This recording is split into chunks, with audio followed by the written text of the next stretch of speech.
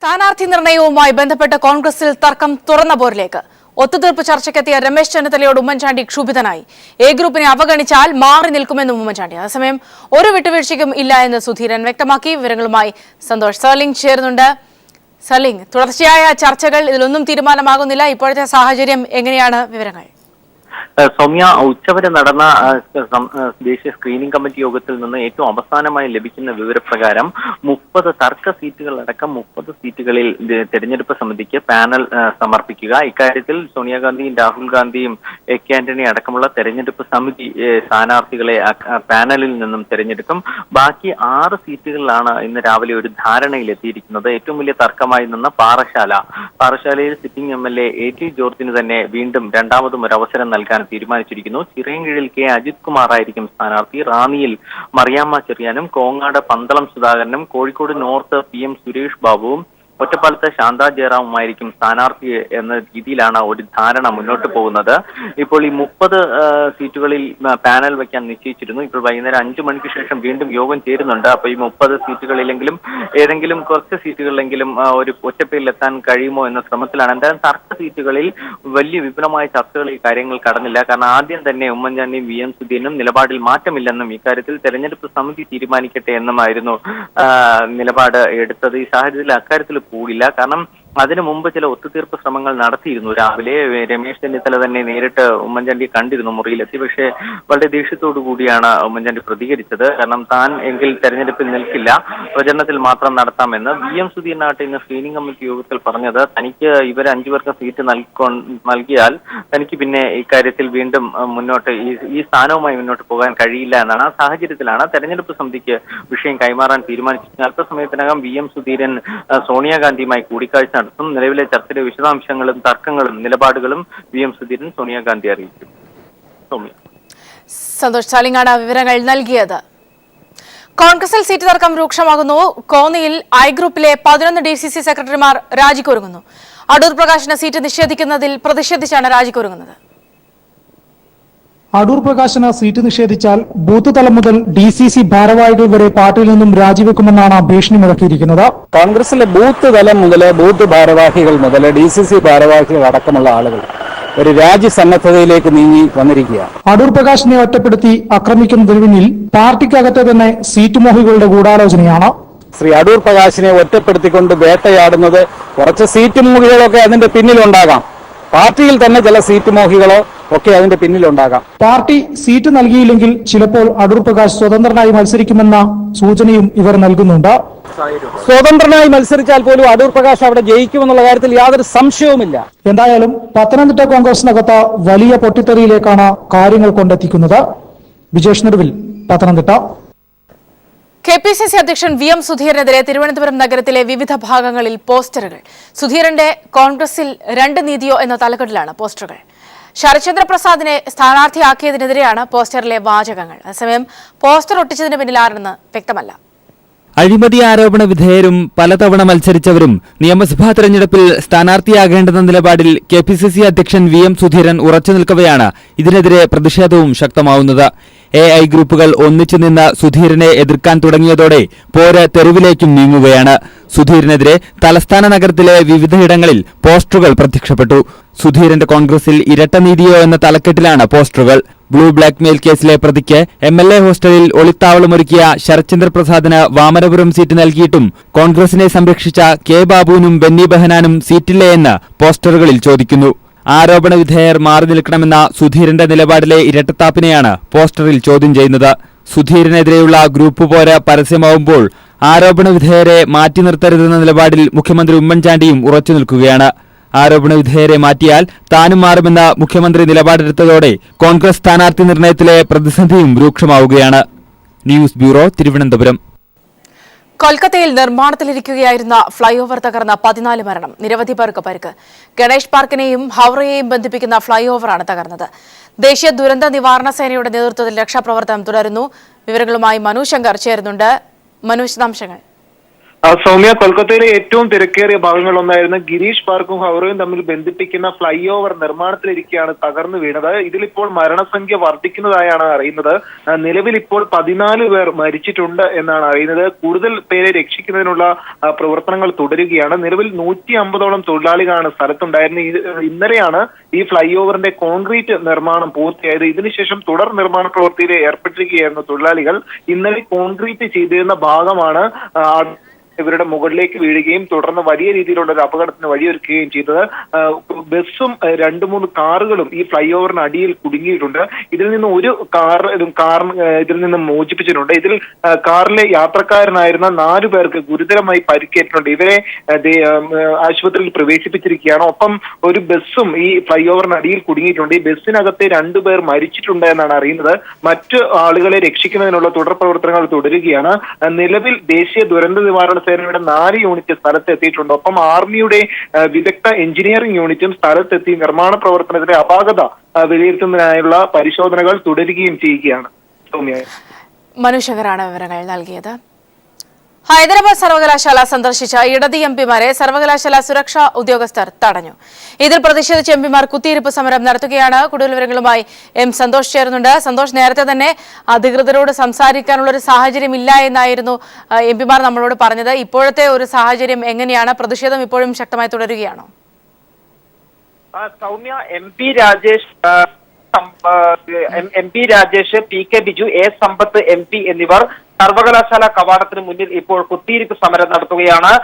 MP-മാർക്ക് പിന്തുണയുമായി വലിയൊരു വിഭാഗം വിദ്യാർത്ഥികളുമുണ്ട്. വിദ്യാർത്ഥികളെ ഗേറ്റ് അടച്ച് അകത്ത് തടഞ്ഞിരിക്കുകയാണ്. ഇപ്പോൾ വിദ്യാർത്ഥികൾ ഒരു ഭാഗത്തും ഗേറ്റിന് പുറത്തായി MP-മാരും ചുരുക്കം ചില വിദ്യാർത്ഥികളുമാണ് സമരം നടത്തുന്നത്. അല്പസമയത്തിനകം തന്നെ ഗേറ്റിന് പുറത്ത് പ്രതിഷേധ യോഗം ചേരും എന്നാണ് അറിയാൻ കഴിഞ്ഞത്. സർവകലാശാലയിലെ വിദ്യാർത്ഥികളെയും അധ്യാപകരെയും കണ്ട് വിവരങ്ങൾ തിരക്കുന്നതിനായാണ് ഇടത് MP-മാർ സർവകലാശാലയിൽ എത്തിയത്. പ്രത്യേകിച്ചും ഈ MP-മാരുടെ മണ്ഡലത്തിൽ നിന്നുള്ള വിദ്യാർത്ഥികൾ സർവകലാശാല ക്യാമ്പസിൽ പഠിക്കുന്നുണ്ട്. ഹൈദരാബാദ് സർവകലാശാലയിൽ പഠിക്കുന്നുണ്ട്.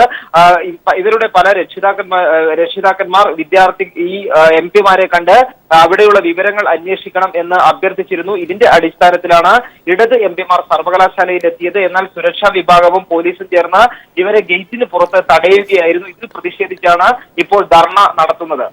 സൗമ്യ, തങ്ങളെ സർവകലാശാലയിലേക്ക് പ്രവേശിക്കാൻ അനുവദിക്കാത്ത നടപടി നിയമവിരുദ്ധമാണെന്ന് MP രാജേഷ് MP പീപ്പിൾ TVയോട് പ്രതികരിച്ചു.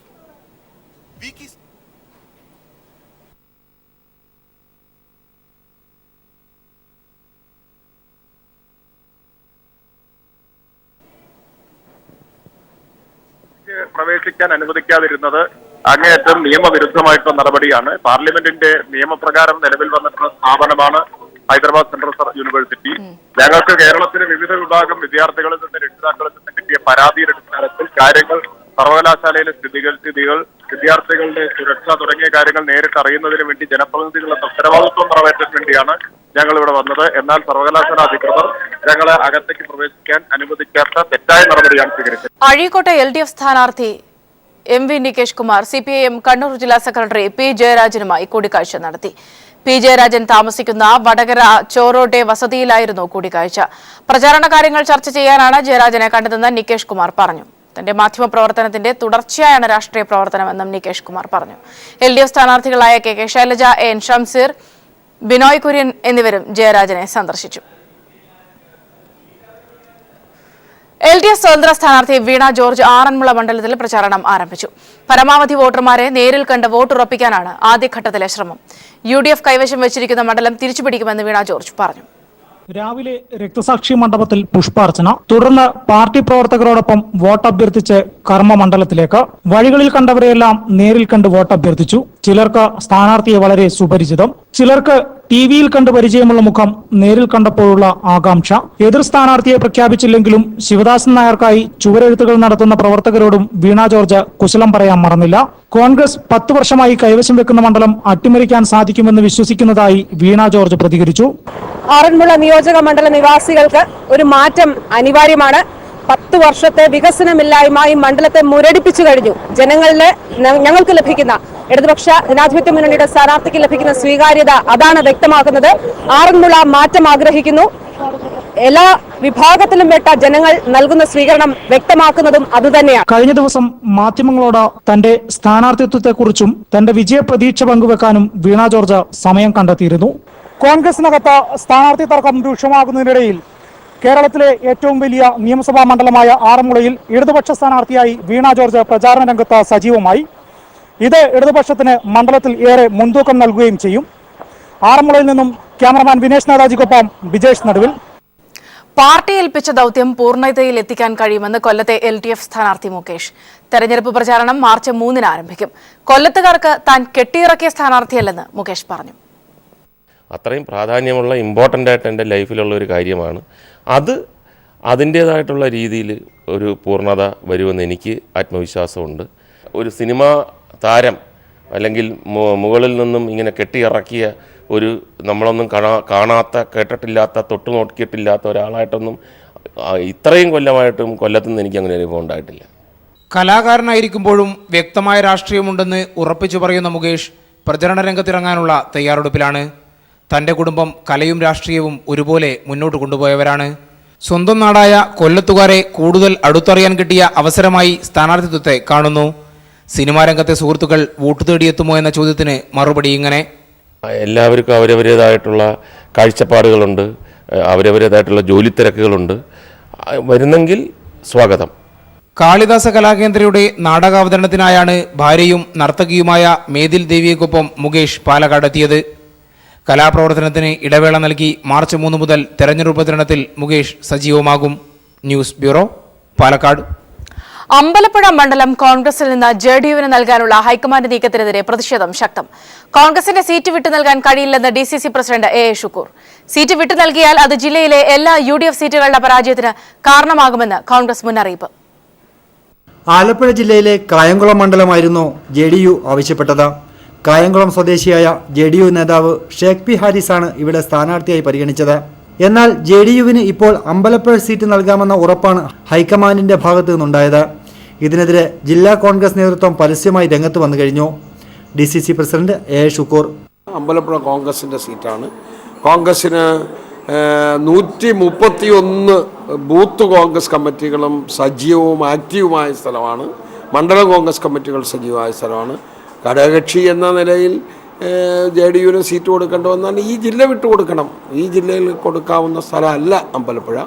അമ്പലപ്പുഴയ്ക്ക് അങ്ങനെ ഒരു ക്ലെയിം വെക്കാനുള്ള യാതൊരു അർഹതയും അവർക്കില്ല. കോൺഗ്രസിന് വളരെ സാധ്യതയുള്ള മണ്ഡലമാണ് അമ്പലപ്പുഴയെന്നും ഇവിടെ കോൺഗ്രസ് നേതാക്കൾ തന്നെ മത്സരിക്കണമെന്നും അല്ലാത്തപക്ഷം ശക്തമായ പ്രതിഷേധം ജില്ലയിൽ ഉണ്ടാകുമെന്നും കോൺഗ്രസ് നേതാക്കൾ മുന്നറിയിപ്പ് നൽകുന്നു. ഒരു ബൂത്ത് കമ്മിറ്റി ഇല്ലാത്തൊരു പാർട്ടി, ഒരു പത്രത്തിന്റെ മറവ് മാത്രമേ ഈ പാർട്ടിക്കുള്ളൂ. കോൺഗ്രസ് ഉന്നത നേതൃത്വം അടിയന്തരമായ നടപടി സ്വീകരിക്കണം. അല്ലെങ്കിൽ കഴിഞ്ഞ 7 എണ്ണമാണ് LDF ജയിച്ചത്, ഇതോടെ 9 LDF ആയി. ആലപ്പുഴ നഗരസഭയുമായി ചേർന്ന് കിടക്കുന്ന അമ്പലപ്പുഴ മണ്ഡലത്തിൽ കഴിഞ്ഞ 2 തവണ മത്സരിച്ച് വിജയിച്ചത് CPIM സംസ്ഥാന കമ്മിറ്റി അംഗം G സുധാകരൻ MLA ആണ്. അതുകൊണ്ട് തന്നെ ശക്തനായ ഒരു എതിരാളിയെ അമ്പലപ്പുഴ മണ്ഡലത്തിൽ പരിഗണിക്കണമെന്നാണ് കോൺഗ്രസിന്റെ തീരുമാനം. നിലവിൽ AA ഷുക്കൂറിന്റെയും ഷാനിമോൾ ഉസ്മാന്റെയും P നാരായണൻകുട്ടിയുടെയും പേരുകളാണ് അമ്പലപ്പുഴയിലെ കോൺഗ്രസ് ലിസ്റ്റിൽ പരിഗണനയിലുള്ളത്. Shajahan, news bureau, Alappuzha. കഴിഞ്ഞ നിയമസഭാ തെരഞ്ഞെടുപ്പിൽ നാമനിർദ്ദേശ പത്രികയ്ക്കൊപ്പം സമർപ്പിച്ച സത്യവാങ്മൂലത്തിൽ തെറ്റായ വിവരം നൽകിയതിനെതിരെയുള്ള കേസിൽ ഹാജരാകാൻ മന്ത്രി PK ജയലക്ഷ്മിക്ക് നോട്ടീസ്. മാനന്തവാടി റിട്ടേണിംഗ് ഓഫീസർ കൂടിയായ സബ് കളക്ടറാണ് നോട്ടീസ് അയച്ചിരിക്കുന്നത്. 2011 നിയമസഭാ തെരഞ്ഞെടുപ്പിൽ നാമനിർദ്ദേശ പത്രികയ്ക്കൊപ്പം സമർപ്പിച്ച സത്യവാങ്മൂലത്തിൽ തെറ്റായ വിദ്യാഭ്യാസ യോഗ്യത നൽകുകയും തെരഞ്ഞെടുപ്പ് ചെലവ് കണക്കിൽ തെറ്റായ വിവരങ്ങൾ നൽകുകയും ചെയ്തതിനെതിരെ നൽകിയ പരാതിയിലാണ് നോട്ടീസ്. ബത്തേരി സ്വദേശി KP ജീവൻ നൽകിയ പരാതിയിലാണ് നടപടി. 2014 തെരഞ്ഞെടുപ്പ് കമ്മീഷന് നൽകിയ പരാതിയിൽ നടപടികൾ ഉണ്ടാകാത്തതിനെ തുടർന്ന് പരാതിക്കാരൻ ഹൈക്കോടതിയെ സമീപിച്ചിരുന്നു. വിഷയത്തിൽ കഴിഞ്ഞ ദിവസം ഹൈക്കോടതി തെരഞ്ഞെടുപ്പ് കമ്മീഷന്റെ വിശദീകരണവും തേടിയിരുന്നു. ഈ സാഹചര്യത്തിലാണ് റിട്ടേണിംഗ് ഓഫീസർ ഹിയറിംഗിന് ഹാജരാക്കാൻ മന്ത്രിക്ക് നോട്ടീസ് അയച്ചിരിക്കുന്നത്. PK ജയലക്ഷ്മി 3,91,584 രൂപ തെരഞ്ഞെടുപ്പിന് ചെലവഴിച്ചതായാണ് നൽകിയ കണക്ക്. എന്നാൽ നാമനിർദ്ദേശ പത്രിക നൽകിയതിനു ശേഷം ജയലക്ഷ്മിയുടെ അക്കൗണ്ടിൽ 10 ലക്ഷം രൂപ വരികയും ഇത് തെരഞ്ഞെടുപ്പിനായി പിൻവലിക്കപ്പെടുകയും ചെയ്തത് ചൂണ്ടിക്കാട്ടിയായിരുന്നു പരാതി. ഇതുകൂടാതെ 2004 MA ബിരുദം നേടിയതായി സത്യവാങ്മൂലത്തിലുണ്ട്. എന്നാൽ ഇത് തെറ്റാണെന്നും പരാതിയിൽ ചൂണ്ടിക്കാണിക്കുന്നു. ഏപ്രിൽ 4 വയനാട് സബ് കളക്ടറുടെ ചേംബറിൽ ഹാജരാകാനാണ് ജയലക്ഷ്മിക്ക് നിർദ്ദേശം. News bureau, Wayanad. പത്താൻകോട്ട് വ്യോമകേന്ദ്രത്തിൽ ഭീകരാക്രമണം നടത്തിയ 4 പാക് പൗരന്മാരെ ദേശീയ അന്വേഷണ ഏജൻസി തിരിച്ചറിഞ്ഞു. ഇവരുടെ വിശദാംശങ്ങൾ ഇന്ത്യ-പാക് അന്വേഷണ സംഘത്തിന് കൈമാറി. ഏറ്റുമുട്ടലിൽ കൊല്ലപ്പെട്ട തീവ്രവാദികളുടെ മൃതദേഹ പരിശോധനയിലാണ് ഇവരുടെ വിവരങ്ങൾ ലഭ്യമായത്. പത്താൻകോട്ട് ഭീകരാക്രമണവുമായി ബന്ധപ്പെട്ട സുപ്രധാന വിവരങ്ങളാണ് ഇന്ത്യ പാക് അന്വേഷണ സംഘത്തിന് കൈമാറിയത്. ആക്രമണം നടത്തിയവരെന്ന് NIA കണ്ടെത്തിയ പഞ്ചാബ്, സിന്ധ് പ്രവിശ്യകളിൽ നിന്നുള്ള 4 ജെയ്ഷെ മുഹമ്മദ് തീവ്രവാദികളുടെ വിശദാംശങ്ങളാണ് ഇന്ത്യ കൈമാറിയത്. നസീർ ഹുസൈൻ, ഹാഫിസ് അബൂബക്കർ, ഉമർ ഫറൂഖ്, അബ്ദുൾ ഗൂം എന്നിവരെയാണ് NIA തിരിച്ചറിഞ്ഞത്. പാകിസ്ഥാനിൽ നിന്നും ഇവരെ നിയന്ത്രിച്ചിരുന്ന കൗശിക് ഖാൻ, നസീർ ഹുസൈൻ എന്നിവരാണെന്ന് വ്യക്തമാക്കിയ NIA ഈ കാര്യവും പാക് സംഘത്തെ ധരിപ്പിച്ചു. ഏറ്റുമുട്ടലിൽ കൊല്ലപ്പെട്ട തീവ്രവാദികളുടെ മൃതദേഹ പരിശോധനയിലാണ് ഇവരുടെ വിശദാംശങ്ങൾ ലഭ്യമായത്. കൈമാറിയ വിവരങ്ങളുടെ അടിസ്ഥാനത്തിൽ ഈ കാര്യങ്ങൾ പരിശോധിച്ച് സ്ഥിരീകരണം നൽകണമെന്നാണ് ഇന്ത്യ പാകിസ്ഥാനോട് ആവശ്യപ്പെട്ടിരിക്കുന്നത്. ജെയ്ഷെ മുഹമ്മദ് നേതാവ് മസൂദ് അസ്ഹറിനെ ചോദ്യം ചെയ്യാൻ അനുവദിക്കണമെന്നാണ് ഇന്ത്യയുടെ മറ്റൊരാവശ്യം. പാക് അന്വേഷണ സംഘത്തെ ഇന്ത്യയിൽ തെളിവെടുപ്പിന് അനുവദിച്ച പശ്ചാത്തലത്തിൽ പാകിസ്ഥാനിലെത്തി അന്വേഷണം നടത്താൻ NIA അനുവദിക്കണമെന്ന ആവശ്യവും ഇന്ത്യ മുന്നോട്ട് വയ്ക്കും. News bureau, Delhi. വർക്കല ശിവപ്രസാദ് കൊലപാതകത്തിൽ 7 പ്രതികൾക്ക് ജീവപര്യന്തവും 2,85,000 രൂപ പിഴയും. പ്രതികൾ DHRM പ്രവർത്തകരാണ്. 2009 സെപ്റ്റംബർ 23-നായിരുന്നു പ്രഭാത സവാരിക്ക് പോയ ശിവപ്രസാദിനെ കൊലപ്പെടുത്തിയത്. DHRMന്റെ മേഖലാ ചെയർമാൻ വർക്കലദാസ്, ജയചന്ദ്രൻ, മധു, തൊടുവൈ സുധി, സുനിൽ, ശെൽവരാജ്, വർക്കല സുധി എന്നീ പ്രതികൾക്കാണ് ജീവപര്യന്തം തടവും 2,85,000 രൂപ പിഴയും അഡീഷണൽ സെഷൻസ് കോടതി ജഡ്ജി ബദറുദ്ദീൻ വിധിച്ചത്. പിഴ അടച്ചില്ലെങ്കിൽ 1 കൊല്ലം കൂടി അധികമായി തടവനുഭവിക്കേണ്ടി വരും. പിഴത്തുകയിൽ നിന്ന് 6 ലക്ഷം രൂപ ശിവപ്രസാദിന്റെ കുടുംബത്തിന് നൽകണം. 2.5 ലക്ഷം രൂപ ആക്രമണത്തിൽ പരിക്കേറ്റ അശോകന് നൽകണമെന്നും കോടതി വിധിച്ചു. ദൃക്സാക്ഷികളില്ലായിരുന്ന കേസിൽ സാഹചര്യ തെളിവുകളുടെ അടിസ്ഥാനത്തിലാണ് കോടതി ശിക്ഷ വിധിച്ചത്. 2009 സെപ്റ്റംബർ മാസം 23-ാം തീയതി രാവിലെ 5 മണിക്കായിരുന്നു നാടിന് നടുക്കിയ അരുംകൊല നടന്നത്. പ്രഭാത സവാരിക്കിറങ്ങിയ ശിവപ്രസാദിനെ അരിയൂർ സ്കൂളിന് മുന്നിൽ വെച്ചായിരുന്നു പ്രതികൾ സംഘം ചേർന്ന് കൊലപ്പെടുത്തിയത്. പുതിയതായി രൂപീകരിച്ച DHRM എന്ന സംഘടനയുടെ ശക്തിയും സാന്നിധ്യവും അറിയിക്കുക എന്ന ഏക ലക്ഷ്യം മാത്രമായിരുന്നു കൊലയ്ക്ക് ആധാരം. അത്യപൂർവങ്ങളിൽ അത്യപൂർവമായ സാഹചര്യം ഉണ്ടായിരുന്നിട്ടും പ്രോസിക്യൂഷൻ പ്രതികൾക്ക് വധശിക്ഷ നൽകണമെന്ന് വാദിച്ചില്ല. പ്രതികൾക്ക് വധശിക്ഷ വിധിക്കണമെന്ന് ആഗ്രഹിക്കുന്നില്ലെന്ന് കൊല്ലപ്പെട്ട ശിവപ്രസാദിന്റെ ഭാര്യ പറഞ്ഞത് വൈകാരികമായി മാറി. എന്റെ കുടുംബം പോലെ അവർക്കും ഒരു കുടുംബം ഉണ്ടല്ലോ സാറേ, അവരത് നോക്കിയില്ലല്ലോ. സാക്ഷികളുടെ രഹസ്യമൊഴി രേഖപ്പെടുത്തിയ Thiruvananthapuram judicial first class magistrate കോടതി 1 ചുമതലയുണ്ടായിരുന്ന ജഡ്ജി V. സതീഷ് കുമാർ കേസിന്റെ വിചാരണ വേളയിൽ കൂറുമാറിയിരുന്നു. കേസിൽ സാക്ഷി പറയേണ്ടിയിരുന്ന ജുഡീഷ്യൽ ഓഫീസർമാർ പോലും പ്രോസിക്യൂഷനെ സഹായിച്ചില്ലെന്ന് പ്രോസിക്യൂട്ടർ ഹാഷിം ബാബു പറഞ്ഞു. 164 എടുത്ത് സ്റ്റേറ്റ്മെന്റ് എടുത്ത് മജിസ്ട്രേറ്റ് കോടതിയിൽ വന്നിട്ട് അത് 164 പ്രകാരമുള്ള സ്റ്റേറ്റ്മെന്റ് അല്ല റെക്കോർഡ് ചെയ്തതെന്ന് പറയുന്ന ഒരു സാഹചര്യം ഉണ്ടായിട്ടുണ്ട്. കോടതി റെക്കോർഡുകളിൽ അങ്ങനെ കുറുമാറിയതായിട്ട് റെക്കോർഡ് ചെയ്തിട്ടുണ്ട്. സാക്ഷികളുടെ ഭാഗത്തുനിന്നുള്ള സഹകരണം ഉള്ളതുകൊണ്ട് മാത്രമാണ് ഈ കേസ് ഇത്രയും പൂർണ്ണമായ ഒരു വിജയത്തിൽ എത്തിക്കാൻ കഴിഞ്ഞത് എന്നാണ് എൻ്റെ അഭിപ്രായം. വർക്കല സർക്കിൾ ഇൻസ്പെക്ടറായിരുന്ന P. അനിൽകുമാർ ആയിരുന്നു കേസിലെ അന്വേഷണ ഉദ്യോഗസ്ഥൻ. News bureau, Thiruvananthapuram.